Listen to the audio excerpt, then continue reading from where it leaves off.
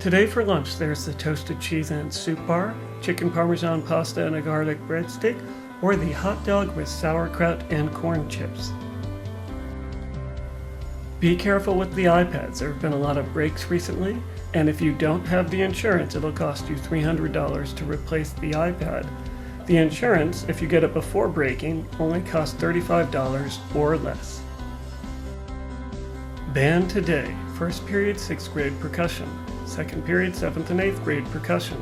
Fourth period, 7th and 8th grade band. Sixth period, 6th grade band. Seventh period, 6th grade low brass.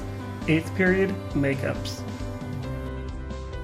Junior high field hockey will not be practicing this week. Girls soccer still will be and should catch bus 9 at 3:25 to get out to the fields by the elementary school. Don't forget, tomorrow we have spring pictures. Also, make plans because on Friday there's an Act 80 day and students do not have school.